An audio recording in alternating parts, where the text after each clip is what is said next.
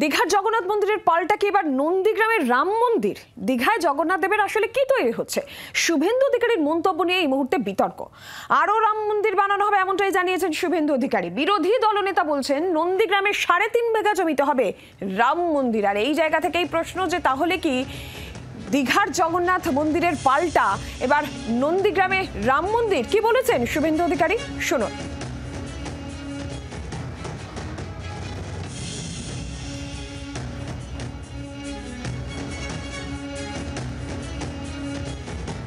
হিন্দুদের মন্দির সরকারি টাকায় হয় না।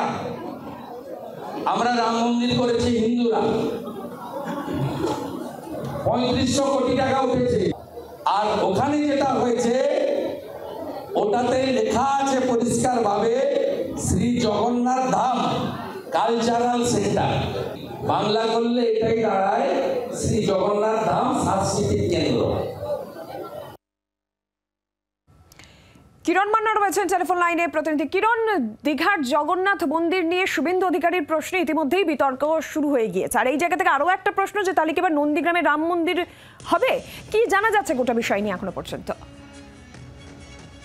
শুভেন্দু অধিকারী যে ঘোষণা করেছেন, এর আগে দুবার ঘোষণা করেছিলেন যে নন্দীগ্রামে 3.5 বিঘে জমির উপর রাম মন্দির তৈরি হবে, যেটা গতকালই হলদিয়াতে তিনি মঞ্চ থেকে আবারও বলেছেন, সরব হয়েছেন যে দীঘাতে যে জগন্নাথ মন্দির তৈরি হচ্ছে সেটা আসলে মন্দির নয়, সেটি জগন্নাথ দেবের কালচারাল সেন্টার, এইভাবে তিনি বলতে চাইছেন। কিন্তু মন্দির বলে তিনি মানতে চাইছেন না। কিন্তু যেটা রাম মন্দির যে হয়েছে সেই রাম মন্দির দেশে আরো অনেক রাম মন্দির হবে, রাজ্যেও রাম মন্দির হবে। ইতিমধ্যে নন্দীগ্রামে 3.5 বিঘা জমি, সেই জমি অধিগ্রহণ করে কাজ শুরু হয়ে যাবে, তার শিলান্যাস হবে।